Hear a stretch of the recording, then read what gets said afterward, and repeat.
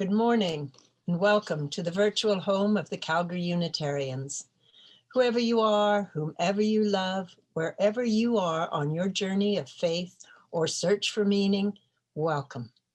If you're visiting for the first time or for the first time in a long time, know that we are grateful to have you with us.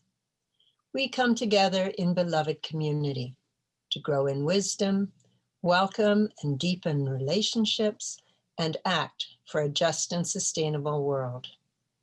My name is Pam Rickey. I use the pronouns she and her. And the Unitarian congregation is a community where I find friendship with people whose values I value. It's a safe and supportive space in which to explore my own and other spiritual paths. And it's a network of social justice activity. Wherever you are located now, please acknowledge the traditional lands on which you live. For those of us in Calgary, we acknowledge that this meeting takes place on the traditional territories of the people of the Blackfoot Confederacy, comprising the Siksika, the Piikani, and the Kainai First Nations, as well as the Tsuut'ina First Nation and the Stoney Nakoda, including the Chiniki, Bearspaw, and Wesley First Nations of the Treaty 7 region of Southern Alberta. The city of Calgary is also home to Métis Nation of Alberta Region 3, and we acknowledge that we are all treaty people. And now I'll turn it over to Deborah to light our chalice. Good morning. My chalice lighting words this morning are from my dear friend and colleague, Lynn Harrison, who is one of the ministers at Toronto First Unitarian. She writes, committed to respond. Committed to respond to the call of a wounded world, we join together this day with loving hearts, hands, and minds, embracing the interconnected web of water, air, and earth. We light a fire of sustaining hope, ever bright with love and justice. May we bring forth this day new wisdom, strength, and courage to create a new world, not of wealth, but well-being, a world of new peace and abundance for all. As we give thanks for this earth, our shared and singular home, may we dedicate ourselves to its ongoing care, rising to the calls deep within us and all around us. May we respond today and always with courage and love. May our chalice light shed light on all of this today.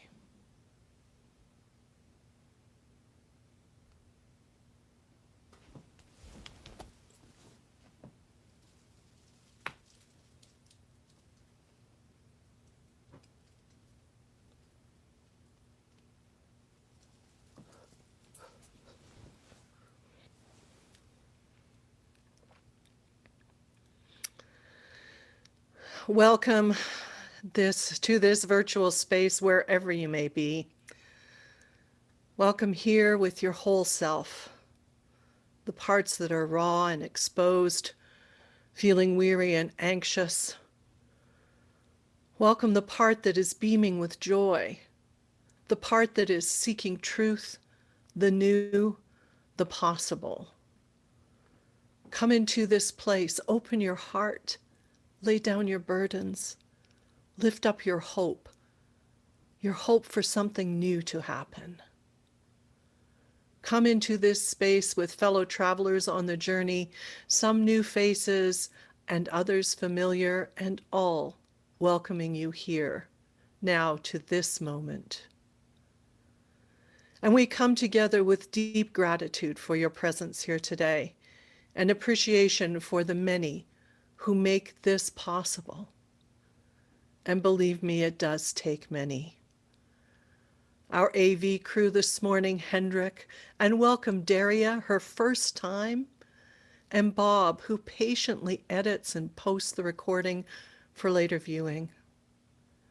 Thank you, Heather, for hosting coffee, Ev and Mady for the slides, and Pam from the board, and all of the board members for their care and diligence in caring for this beloved community. Thanks to Marcia from the Worship Arts team, and to Ronnie, Joy, and Jody for their contributions this morning, and our amazing staff. Sheila, Director of Children and Youth Programs, and our music director, Jane Perry, who also has a few words to share. Good morning, friends. It's good to be back in this virtual space with you all. Here in Calgary today, it's snowing. We've had snow on the ground since Friday, and every year when this happens, I feel a sadness for the loss of color, the flowers that have grown in the garden, the vegetables that have all been gathered and brought in. And yet, at the same time, I remember the words of Reverend Brian Kopke, the Minister Emeritus of First Unitarian Congregation of Ottawa, who loved winter, and he saw this as an opportunity to change our lens. Rather than looking for color and greenery, to be looking for the texture of bark, the shape of well-loved things under snow, and the way the light glints off the landscape. The earth is beautiful at all times of year, and let's sing together our first song this morning, For the Beauty of the Earth.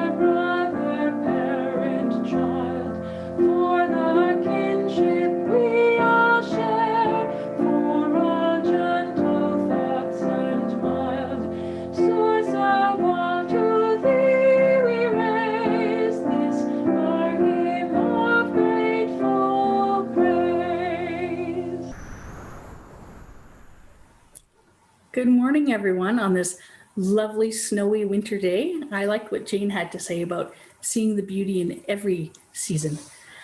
Today, the children are taking a look at the seventh principle and seeing how are we connected to this web of life. And the youth have a super youth today. So this is our first time. We're going to be joining up Saskatchewan, Winnipeg, Calgary, and Edmonton for a super youth group that is youth-led. So I'm very excited to be a part of that today. And that's at 4 p.m. So a little different than our usual time because it's being hosted by Saskatchewan. So make sure you tune in for that. And I'm going to share my screen because we have some awesome things going on. So we have the multi-faith calendars for sale. They're just $20 and I only have 40 left. That is it. So they make a great gift and all the funds go towards supporting the youth. If they want to attend virtual cons, they're still going on. And so if you would like a calendar, just send me an email, sheila@calgaryunitarians.ca, and I'll get you hooked up. And the next thing we got going on is the at-home Halloween hunt. So if you're not sure if the kids want to go out this year or not, just contact me and You can donate a bag of candy, and then with gloves and a mask, I will open the bags and put them into other bags and mix them up so that there's a great variety. And then I have a wonderful little hunt cards that you can use at home to hide the candy everywhere. So it's kind of like an Easter hunt, but for Halloween. So that's gonna keep your Halloween fun and spooktacular. And the youth, today is the last day to register. So if there's a youth age 12 to 19 in your life, the Halloween Con is Saturday, October 24th. Today's the last day to register. And as I said before, if you need a little help financially, I've got funds to send the youth. So just contact me and we'll get you set up there. And lastly, some of you might remember my story from a couple weeks ago about the spider that lives in my bathroom. All the spiders that live at my house are called Spidey. My daughter has named them. And it's a story of I was in the washroom and the spider was in the washroom and I thought, ugh. And then I stopped thinking about how I was feeling and thought, why is this spider here? And I thought, the spider's probably thirsty. And I took some Kleenex and I wet it. And that's the actual spider. That's the real picture of the spider. And to my surprise, the spider went up and got a drink. And I suddenly felt really connected. And I thought, you know what? We can be friends. We are connected together. So next time you see a spider, maybe think, how can we be friends? And Spidey has a little advice for all of you, advice from a spider. Make good connections, be web savvy, let go of your hang-ups, do your best, and don't get strung out. And now I invite Marcia to take us into our centering time. Centering time will begin with a reading, then some reflective silence, followed by a musical response from Jane. I've been considering the phrase, all my relations, for some time now. It's hugely important. It's our saving grace in the end. It points to the truth that we are all related, that we are all connected, that we all belong to each other. The most important word is all. Not just those who look like me, sing like me, dance like me, speak like me, pray like me, or behave like me. All my relations. That means every person, just as it means every rock, mineral, blade of grass, and creature. We live because everything does. If we were to choose collectively to live that teaching, the energy of our change of consciousness would heal each of us and heal the planet.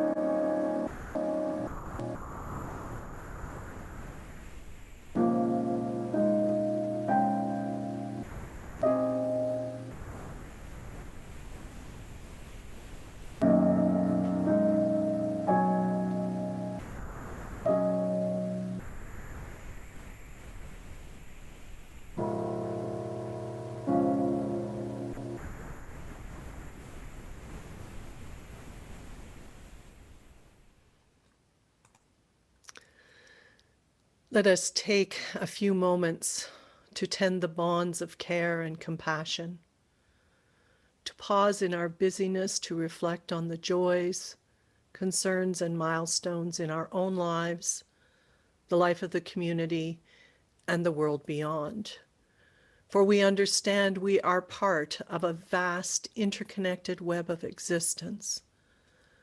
What befalls one ripples through the web, either damaging or strengthening it.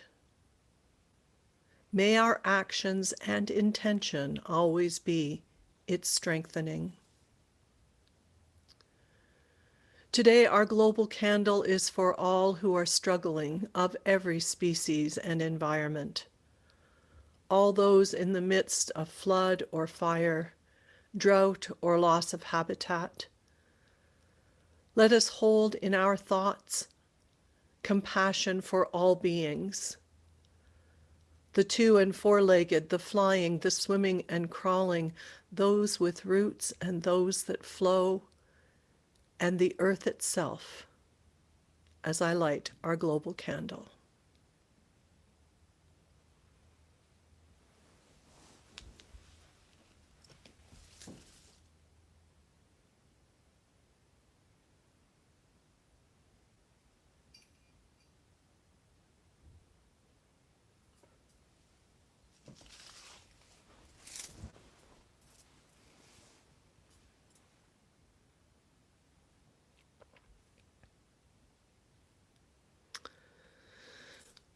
There are so many concerns these days. We, each and every one of us, have concerns and sorrows in our lives. Witness others in pain. Feel the anxiety that is so present these days. For those with particular concerns for health, physical, mental, emotional, or spiritual, may you feel the bonds of this beloved community holding and comforting you. I would draw to your attention that this evening there will be a virtual celebration of life for Randy Lind, and the link is on the homepage of our webpage. Please note that there was a glitch with the link, so we'll use the one that is there. As I light our candle of concern, please take a moment to hold in your hearts or name aloud those individuals or situations to which you wish to send energy of healing and peace.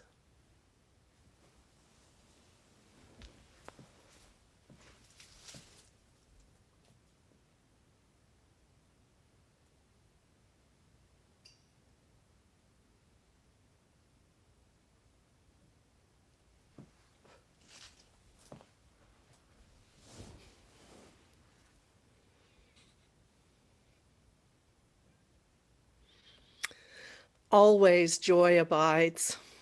There are birthdays and birthings, anniversaries and cherished connections. In the midst of so much global and personal concern, let us take time to celebrate and notice the beauty around us, above and under the snow. One of the greatest joys we have is welcoming new friends in our community. Today there will be a special coffee hour for newer folks, for those curious about our Unitarian Universalist faith and this community. Please join me and you'll be able to link to it directly from the invitation to coffee time. May sharing our joys magnify them and add goodness to the world. As I light our candle of joy, I invite you to hold in the silence of your heart or name aloud the joys and gratitudes that are with you today.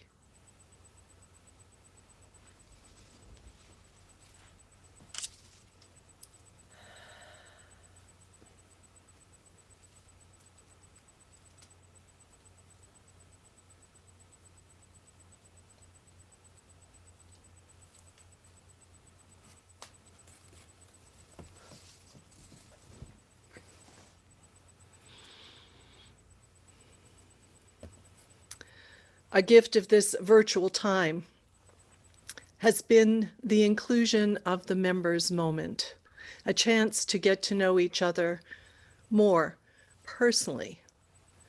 This morning, I'm delighted that Ronnie Joy Leah accepted the invitation that was in part offered because I was aware of her passion for the environment, and the prelude music reminded me that she was part of the Women's Water Walk at the Parliament of World Religions we attended in Toronto last year. Ronnie Joy.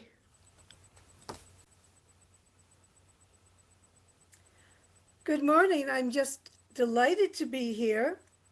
Deborah reminds me that I brought water with me to the Parliament of the World's Religions, and I brought water from Ochinsis, which is the Blackfoot name for what is now called Calgary. And I was part of a special women's gathering to honor the waters of the world. And at the end of the Parliament, we were offered containers of water, which combined all the waters of the world, the sacred waters that were brought to the Parliament. So I share that with you. I am so delighted to be a member of this congregation. It was several years ago at a special service honoring the earth when I heard the song, "The Earth is Our Mother." And I burst into tears and realized that this was in fact my home, that this was where I belonged. This was where I could bring all of who I am to honor spirit, to honor myself, to honor the sacred earth. And it has been a powerful journey ever since. The song, "The Earth is Our Mother," which we will hear later, expresses my own love for the earth. And I've realized that I express my spirituality through my body, through dance and movement, as well as music. So being part of Euphonia and leading dances at Calgary Unitarians has been the deepest expression of my own spirituality. And when I am here, when I dance with and for the earth, I am in alignment with my deepest spirituality, my deepest longings for the earth, to love her and to care for her. And I want to share a poem with you written by Alice Walker, which expresses my love for the earth. And I invite you to listen and to feel yourself being held by our earth, the mother. We have a beautiful mother.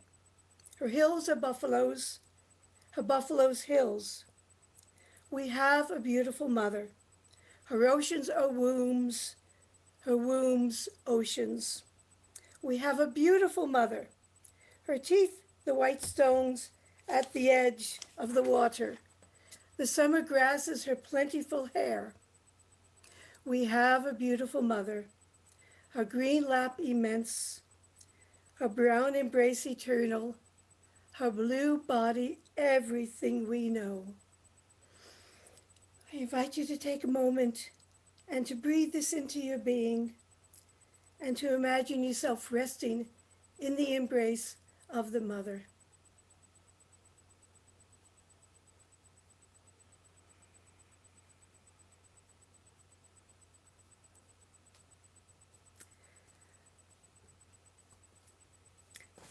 Thank you. I'm going to lead you in a dance now, which is called Tread Gently on the Earth. And Deborah reminds me that I led this dance at the Parliament of the World's Religions at a special workshop that I co-created, where we danced our love for the earth from many traditions. And I feel really blessed to be leading this today as part of this service. And in this song, in this dance, we express how the earth is my body, the water is my blood, the air is my breath, and the fire is my spirit. We are alive because we are connected to all of these precious elements. So I'm going to show you the movements for the dance. You're welcome to dance seated with your hands. You may want to get up and walk with the earth, which is a beautiful experience. They're both wonderful. And I invite you to sing along with the chorus of the song, Tread Gently on the Earth, which is repeated throughout and then several times at the end. So let me just adjust my screen.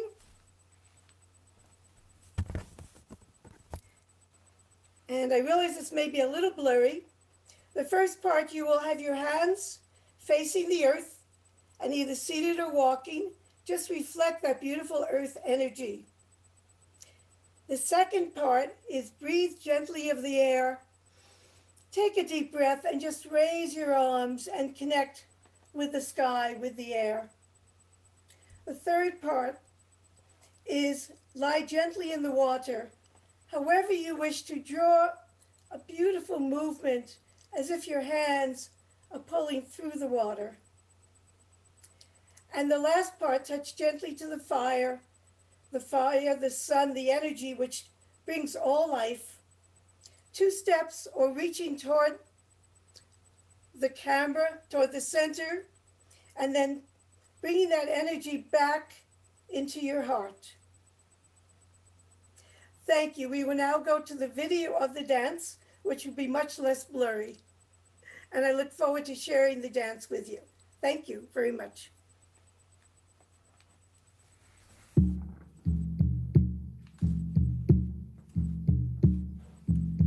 Drum your footsteps to the sacred mountain.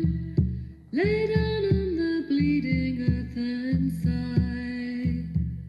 Breathe the rhythm of the mother sleeping. Listen to her dream, she whispers, come alive.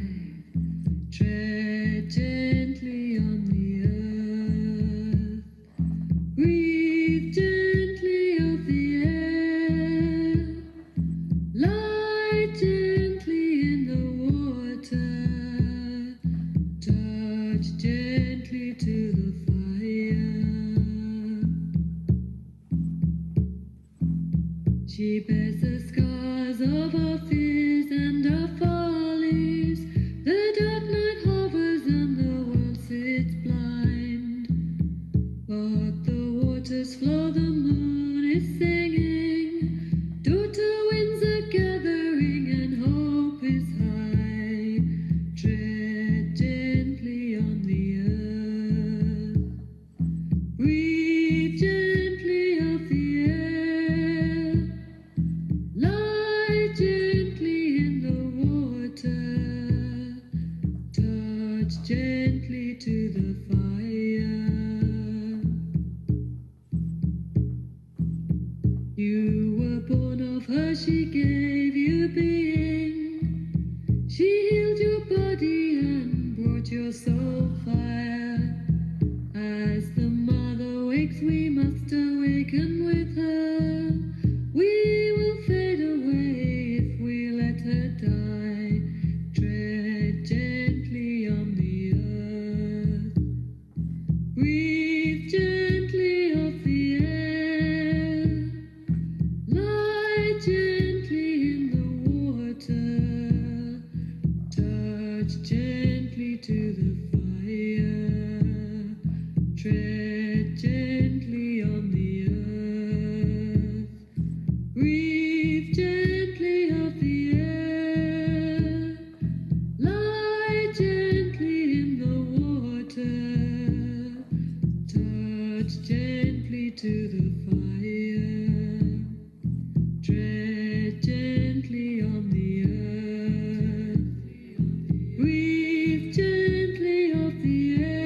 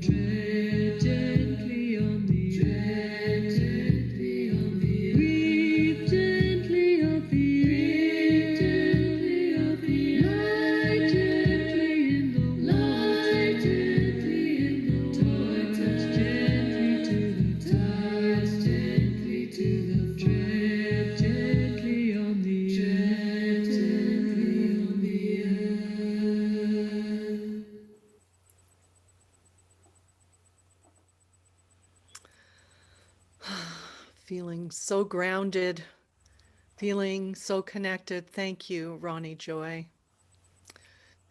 One of the other ways that she and I have connected is through the work that reconnects, primarily the work of eco-philosopher and Buddhist scholar Joanna Macy, who in collaboration with other ecologists.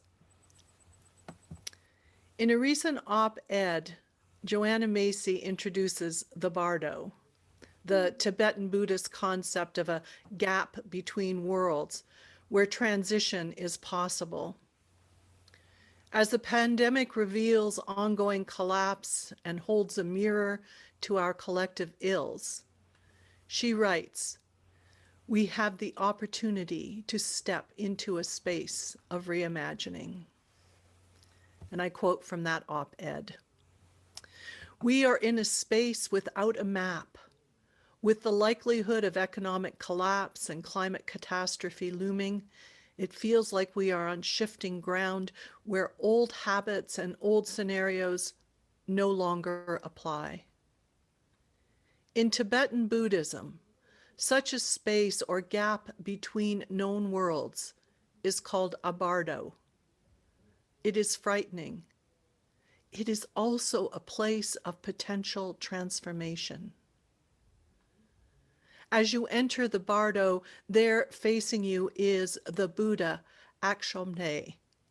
His element is water. He is holding a mirror, for his gift is the mirror wisdom, reflecting everything just as it is. And the teaching of the Akshobhye mirror is this: do not look away. Do not avert your gaze. Do not turn aside. This teaching clearly calls for radical attention and total acceptance.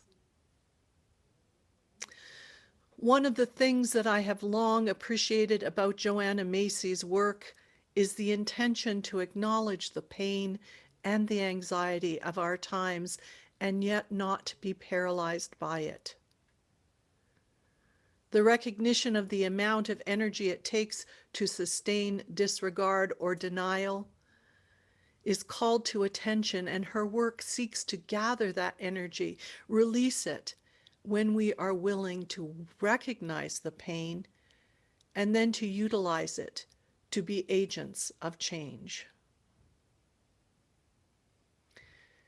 When I did sacred ecology workshops now 30 years ago was when I first learned about Joanna Macy's work, and particularly her dance after the Chernobyl disaster.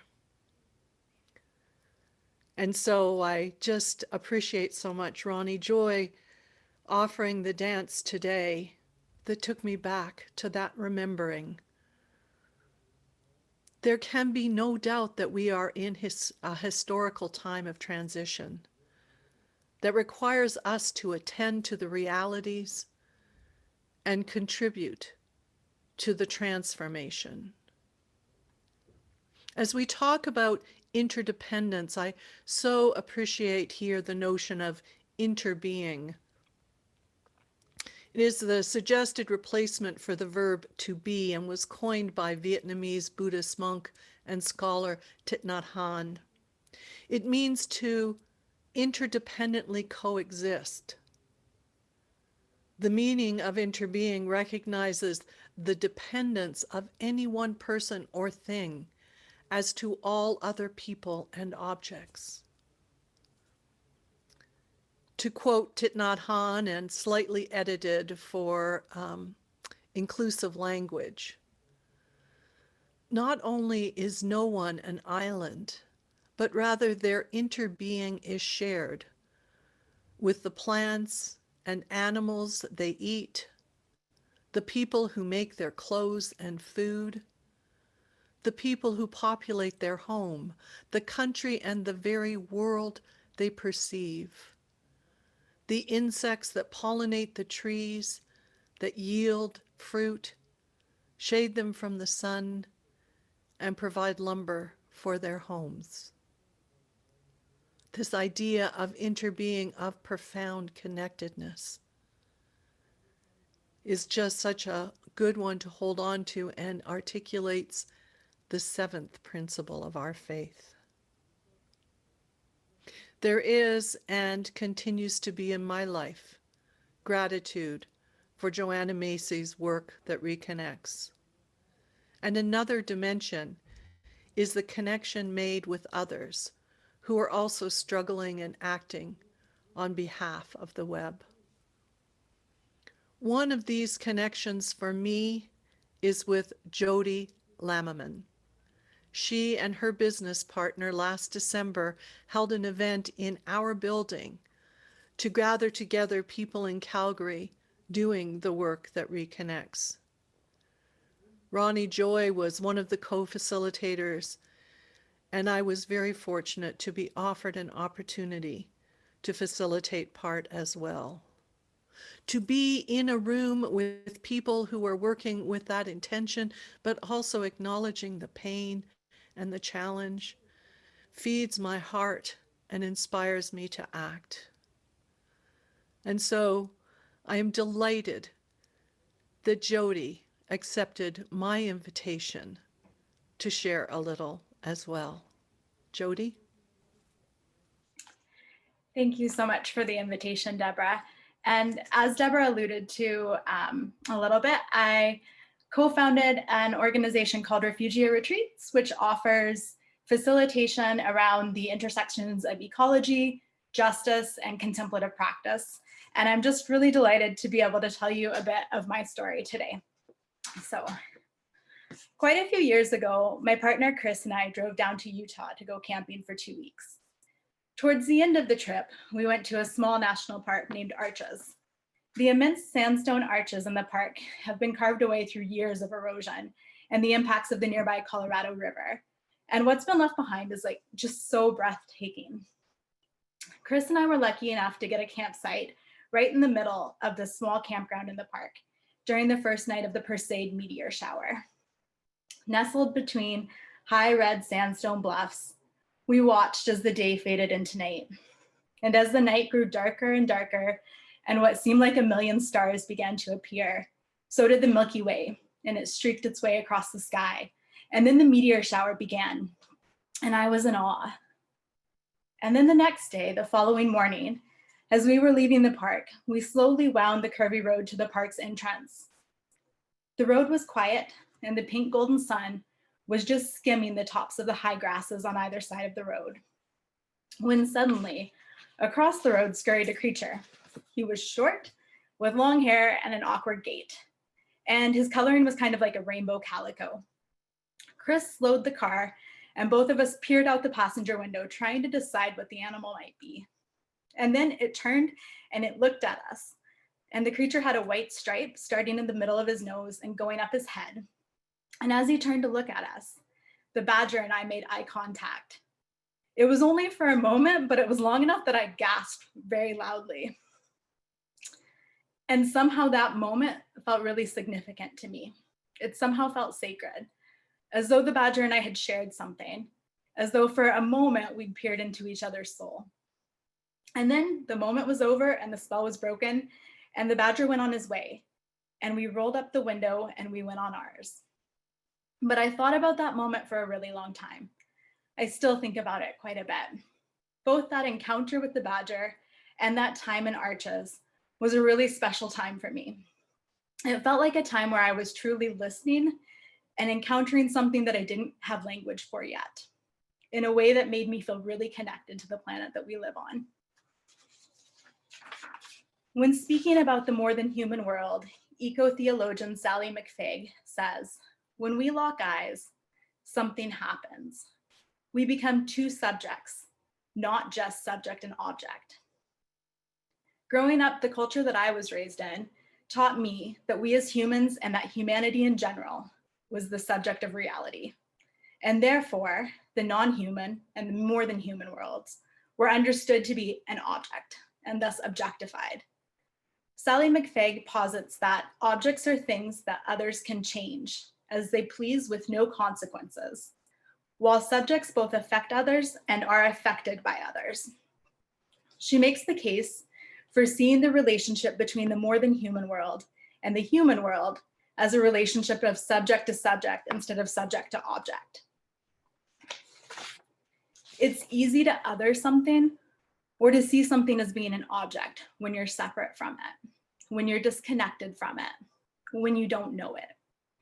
And I think for me, this is where listening to the earth became really important. When I first moved to Kingsfold Retreat Center, which is a Christian wilderness retreat center just north of the city, I thought that I knew how to listen. I had 2 religious education degrees, and I'd spent my life learning how to listen to the divine. I'd lived in community with others before. I was excited about the beauty of the place that I was moving to, situated on the Ghost River overlooking the eastern slopes of the Rockies. But I hadn't yet learned how to listen to the more than human world, and I didn't realize that I needed to. I soon found that I was afraid of pretty much everything. I was afraid of walking to and from work through the woods by myself at night. I was afraid of cougars, of bear, of moose, and whatever else might call the area home. And I didn't know anything about ravens or chickadees, eagles, the Ghost River, or even the rich history on which we were situated. Over time, I looked the place that I was living in the eyes. I looked the animals in the eyes, and I learned to see them as subjects. I learned to listen better. I learned that listening means setting aside preconceived notions and placing my full attention on the being before me. Being in relationship with, I learned that I could have an encounter like with the badger, but I should never assume that I know everything about it from simply one experience of it. The badger and I shared a moment, and we connected in that moment, but we only shared one experience. Living in a place like Kingsfold, I began to have an ongoing relationship with the more than human world that also inhabited the land. I learned about the different types of hummingbirds, the 3 types of chickadees, spruce, pine, moose, and wolves, and many other inhabitants of the ghost. In the Christian text of Matthew, we're told to consider the lilies of the field and the ravens of the air. And I began to realize that maybe this text isn't just a metaphor meant to teach us how the divine provides, but also it is an invitation into listening, into learning to pay attention. Moving to the retreat center, I thought I knew a lot about love. I had really firm beliefs about love being at the core of the world, and I loved a lot of people, but that's it. They were all humans. I can't honestly say that I loved the earth at that point in my life. I'd had points of connection, but no ongoing relationship with the natural world. Moving to the center and in the years that followed, that all changed for me. I learned that we cannot love what we do not know. I didn't know the natural world around me, but as I grew to know it, I fell in love with it, and it taught me so much.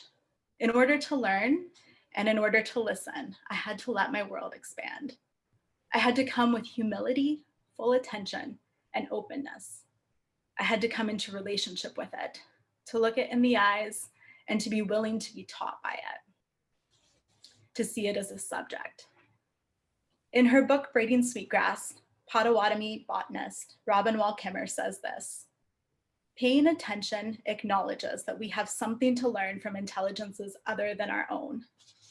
Listening, standing witness, creates an openness to the world in which the boundaries between us can dissolve in a raindrop.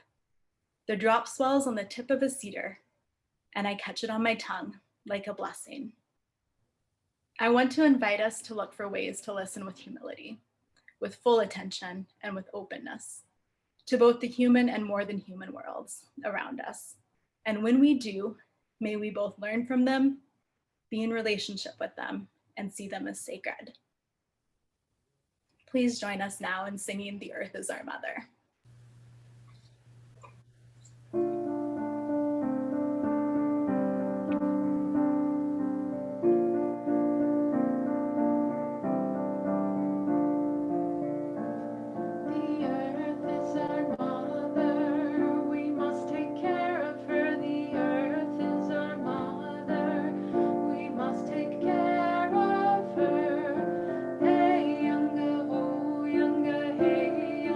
Young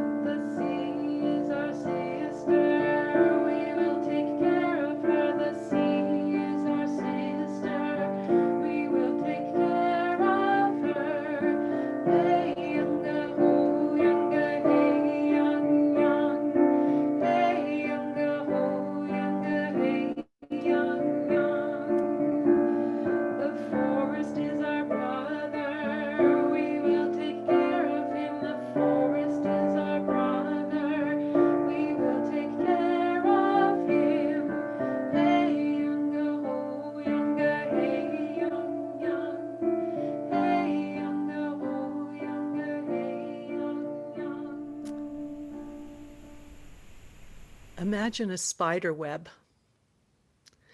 See it glistening in the sunlight with jeweled diamond dew sparkling, refracting the light.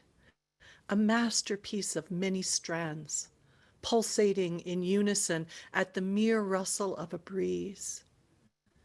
And it hangs seemingly suspended in midair, yet at the very edge, almost invisibly, connected to the world around it. There, the gentlest movement of the branch sends a shimmering wave through the entire structure. Attached, yet with free form, it is in constant embrace with all nature. It sways. Consider now the web's architect, no, not the dutiful spider, which from its birth must instinctively spin with every movement. Consider yourself, the spinner of dreams, the spinner of love, and just now this imaginary image of a spider web. We choose the webs we weave.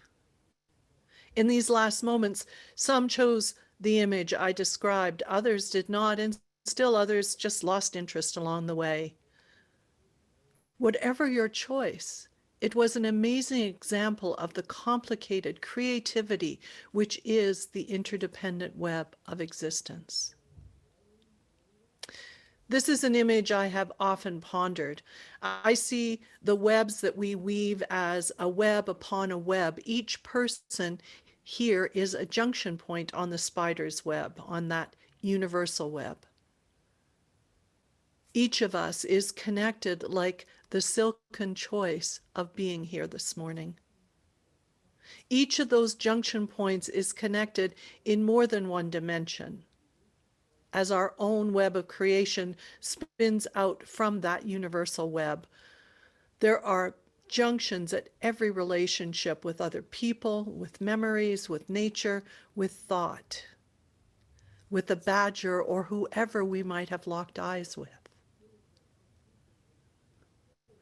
With this image of each point of connection in the universal web of all existence having a web spun in all directions, it goes everywhere, includes all existence. It is an awesome structure. In my mind's eye, it's rather Escher-esque, M.C. Escher-ish, multidimensional and defining even a 3D perspective. The seventh principle of our faith, our covenant to affirm and promote respect for the interdependent web of existence, calls us to awareness and action to embody that respect, to recognize our place on the web. We are called into mutual relationship with the entirety of creation. And always, this faith is about relationship and interconnectedness.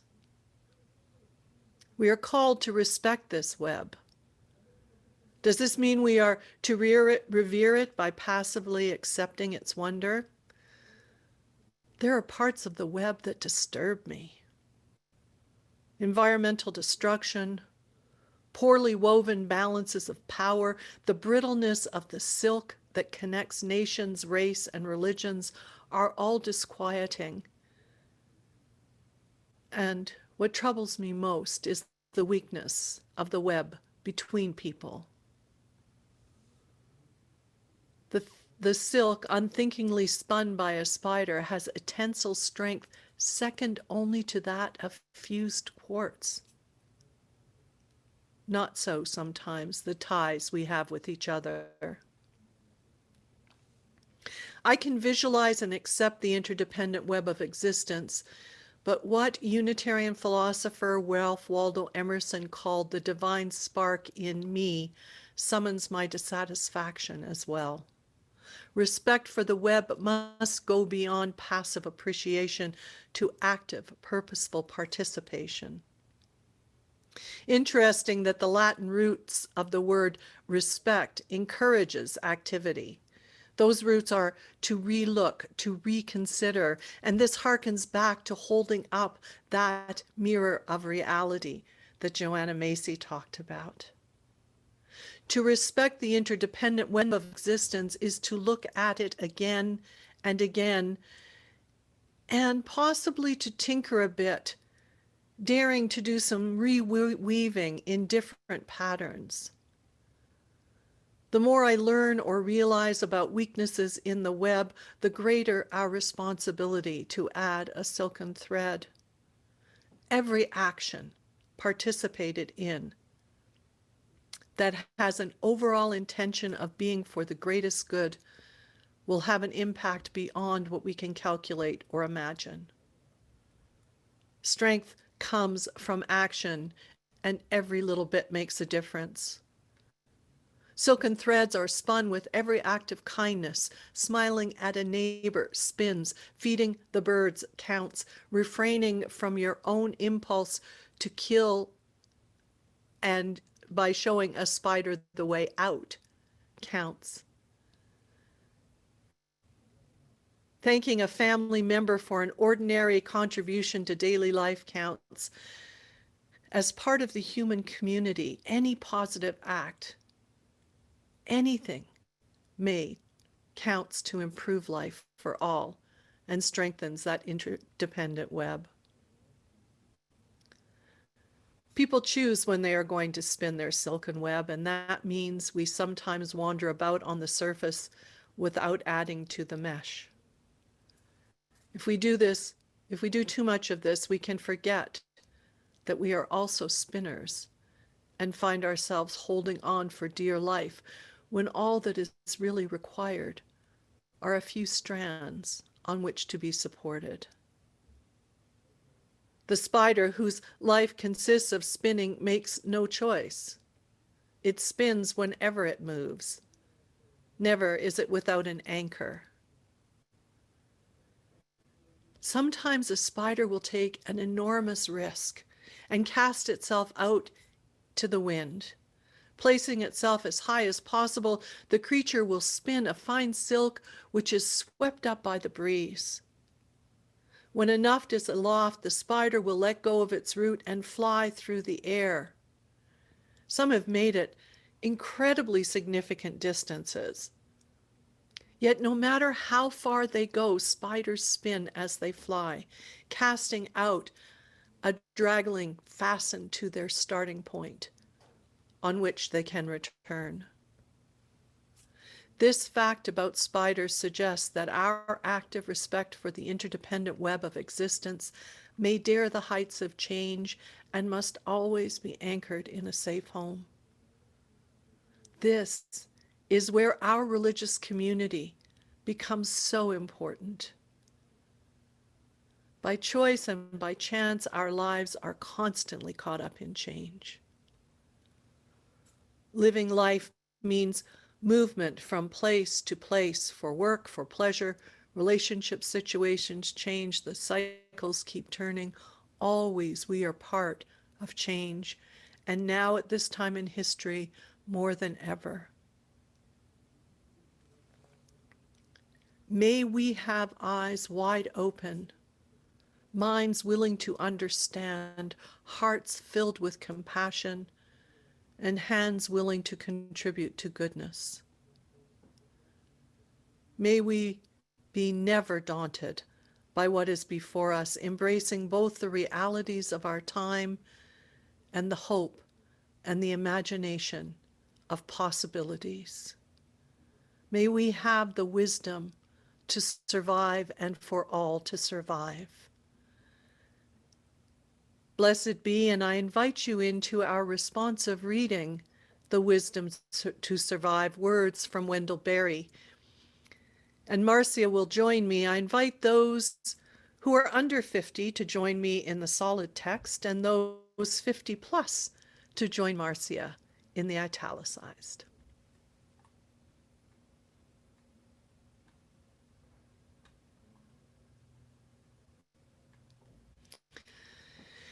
If we will have the wisdom to survive, to stand like slow-growing trees on a ruined place, renewing, enriching it.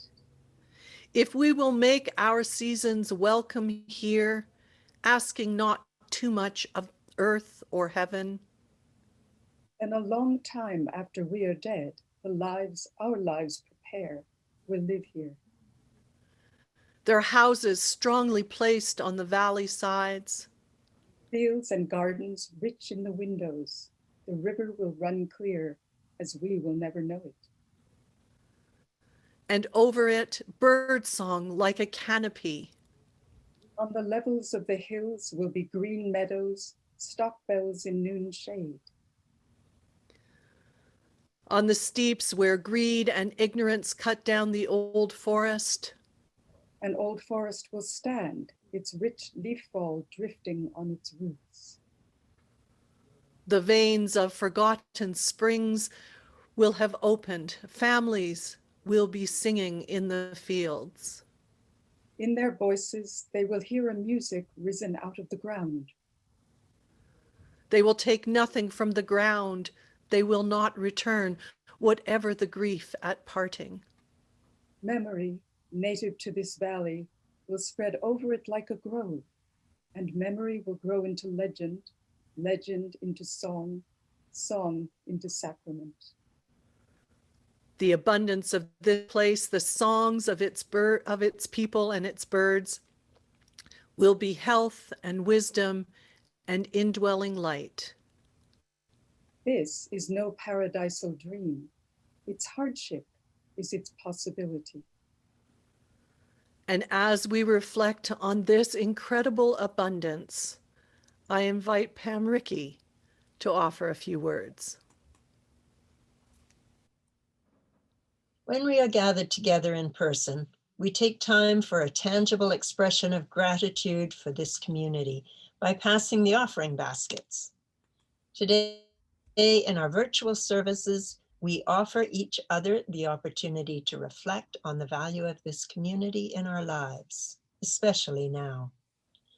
So as we reflect on the value of this community to us, let's consider what we might give and then do so as we enjoy this music.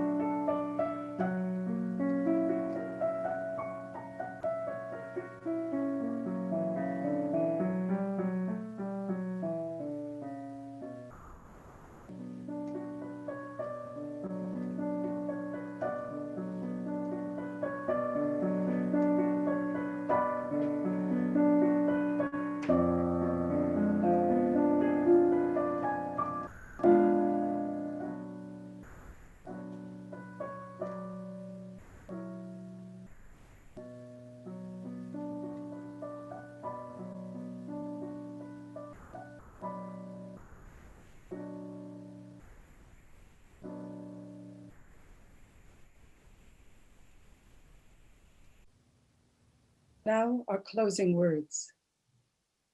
We must divest ourselves of our egotistical anthropocentrism, our habit of seeing ourselves as masters of the universe who can do whatever occurs to us. We must discover new respect for what transcends us, for the universe, for the earth, for nature, for life, and for reality. Our respect for other people, for other nations, and for other cultures can only grow from a humble respect for the cosmic order, and from an awareness that we are a part of it, that we share in it, and that nothing of what we do is lost, but rather it becomes part of the eternal memory of being, where it will be judged.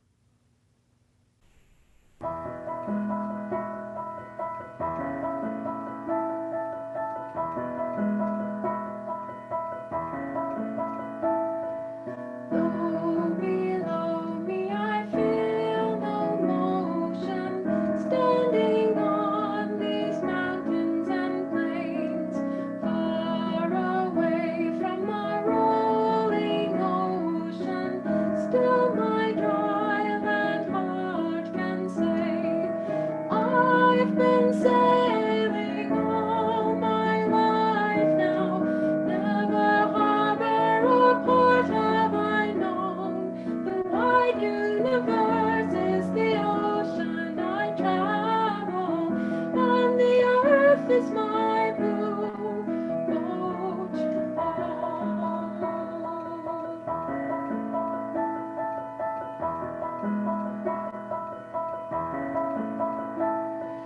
Sun, my sail, and moon, my rider, as I climb a starry sea, leaning over the edge in wonder, casting questions into the deep, drifting here with my ship's companions, all we kindred pilgrim souls, making our way by the light of the heavens in a beautiful blue boat.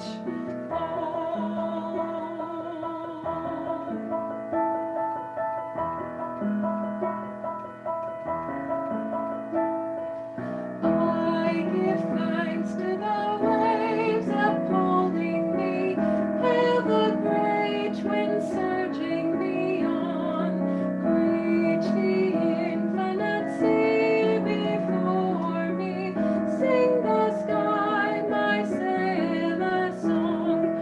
I was born upon the fathom, never harbor or port have I known.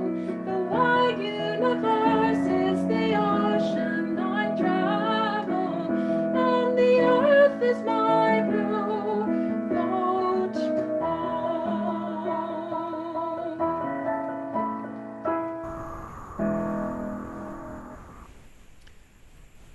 We extinguish our chalice.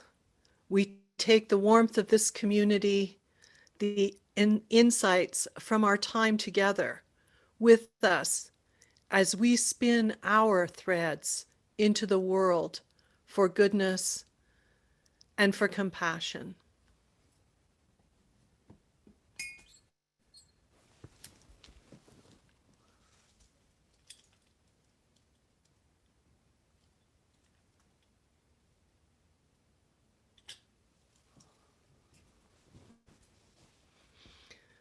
I invite you to join us for coffee, and right after you exit this room, a page will appear and there is a coffee cup. Click on that coffee cup and it will take you into our coffee time, our social time, and a small group. If you're new and curious and you'd like to, there is another place to click to join us for that conversation. Please, when you're in your groups, introduce yourselves to each other to be sure that everyone knows each other's names, and for those of us who sometimes forget names. As we go off to coffee, I invite us to join first in singing our sung benediction, Spirit of Life.